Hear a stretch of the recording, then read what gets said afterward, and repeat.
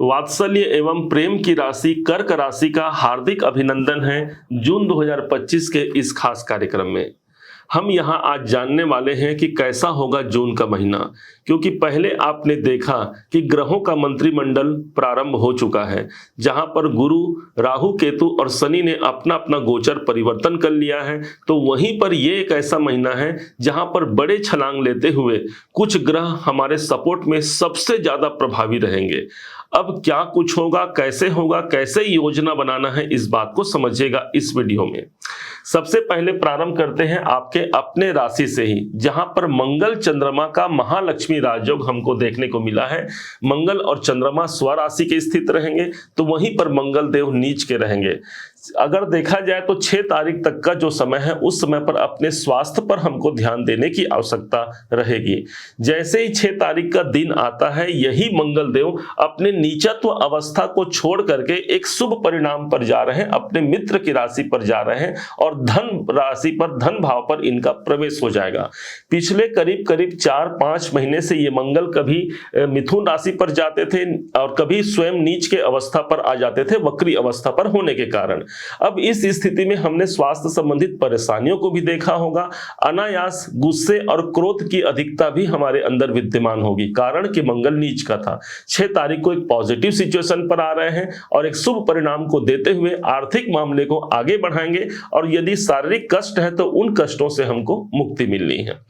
दूसरे ग्रह के रूप में हमको मिलते हैं राहु, जो अष्टम भाव पर है। इस राहु को रुकावट पसंद नहीं है, अर्थात अष्टम भाव पर जब राहु रहेंगे, कोई बाधा, कोई रुकावट है, उन बाधाओं से हम बाहर निकलेंगे और जहां अमृत है, अर्थात जिस स्थान पर हमारा मुकाम है, उस स्थान पर एक बड़ी छलांग के लिए ये राहु आपका समर्थन करता है। इनकी दृष्टि जो पड़ेगी वो सीधे 12वें घर पर पड़ रही है, अर्थात विदेश संबंधी कार्य और कोई अचानक से परिवर्तन इस समय पर हो सकता है, क्योंकि अष्टम भाव और द्वादश भाव दोनों अचानक से हमारे कार्य को परिवर्तित करा जाते हैं।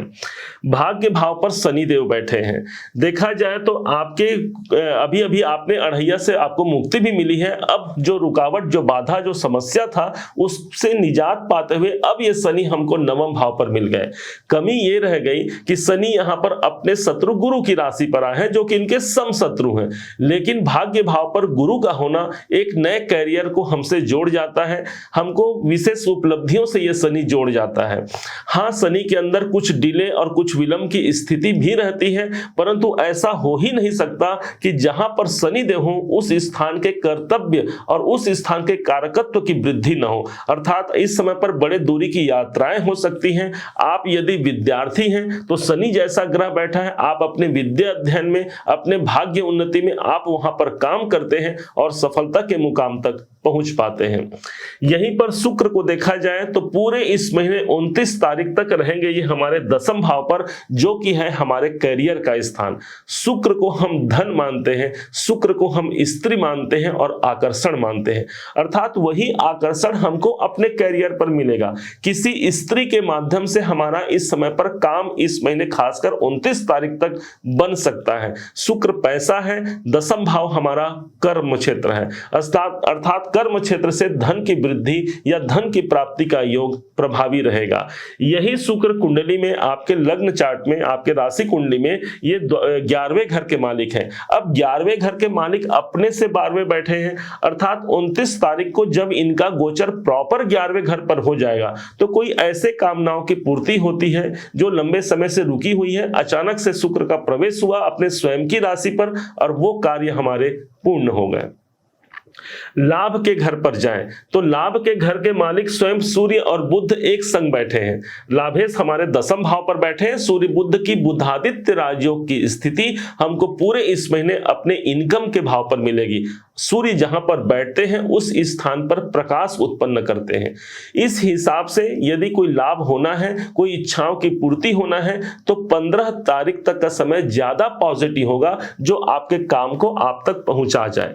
एक चीज ध्यान दीजिएगा, मंगल जो कि अभी अच्छे पोजीशन पर आ रहे हैं 6 तारीख को, वो आपके 10वें भी है, अर्थात कैरियर के दृष्टिकोण से भी देखा जाए तो पिछले 4-5 महीने से जो परेशानी या जो अवरोध की स्थिति या मानसिक अशांति हमने देखा, तो अब दशमेश ही हमारे एक पॉजिटिव सिचुएशन पर आ रहे हैं, अर्थात कार्य बनने की संभावना अब यहां से हमको देखने को मिलेगी। वहीं पर 12वें घर पर देखा जाए तो देव गुरु बृहस्पति अतिचारी अवस्था पर हमको 12वें घर पर मिलेंगे। विदेश संबंधी कार्यों को पूर्ण करने के लिए गुरु हमारा समर्थन करता है। इंपोर्ट एक्सपोर्ट संबंधी कार्यों में आप संलग्न हैं, गुरु आपका समर्थन करता है।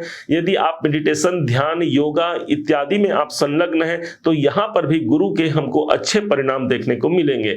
चूंकि ये देव गुरु बृहस्पति आपके योग कारक और भाग्य के स्वामी हैं, भाग्य के स्वामी 12वें घर पर, अर्थात जो भाग्य की उन्नति होनी है हमको कहीं अन्यत्र स्थानों से प्राप्त हो सकता है। इसलिए आपको चेक करना है, आप देखिएगा कि कहां बाहर से हम जुड़ करके, अदर कंट्री भी हो सकता है, अदर स्टेट भी हो सकता है, या आप जहां पर हैं वहां से कुछ दूर जाकर के भी हो सकता है।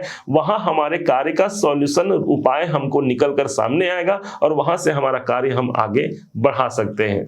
देखा जाए तो इस महीने कुछ बड़े परिणाम मिलने हैं, जहां पर देव गुरु बृहस्पति की दृष्टि चतुर्थ भाव पर पड़ेगी। अब कुछ स्थान परिवर्तन का योग चाहते हैं, पॉजिटिव योग है। प्रॉपर्टी बेचना या खरीदना चाहते हैं तो गुरु की दृष्टि चतुर्थ भाव पर पड़ रही है, अर्थात वहां पर भी एक पॉजिटिव सिचुएशन का हमको आगाज देखने को मिलेगा। हाँ, एक चीज ध्यान देना होगा कि माता जी के स्वास्थ्य पर नरमा गर्मी की स्थिति बन सकती है, उनके स्वास्थ्य पर हमको नियंत्रण रखने की आवश्यकता रहेगी। क्या उपाय इस महीने किए जाए जिससे यह महीना हमारा सर्वश्रेष्ठ साबित हो? इस महीने के सर्वश्रेष्ठ उपाय के रूप में ओम नमो भगवते वासुदेवाय का मंत्र जाप या देव गुरु बृहस्पति के ओम ब्रीम बृहस्पते नमः का मंत्र जाप आपके लिए कारगर सिद्ध होगा। आपके भाग्य की उन्नति के लिए यह मंत्र सबसे अधिक प्रभावी होगा। उम्मीद है आप सबने इसे समझा, आप सबने इसे जाना है। यदि आपने इसे समझा है, जाना है, मेरे समझाने का प्रयास यदि आपको सार्थक लगा हो, मेरे समझाने का तरीका यदि आपको सार्थक लगा हो, तो हर बार की भांति इस बार भी अपना प्यार भरा लाइक और कमेंट करना कभी मत भूलिएगा। और हाँ, यदि अभी तक आपने चैनल को सब्सक्राइब नहीं किया है, सब्सक्राइब जरूर कीजिएगा। पुनः एक बार फिर आप सभी का दिवस बहुत मंगलमय हो, इन्हीं शुभकामनाओं के साथ। जय श्री राम।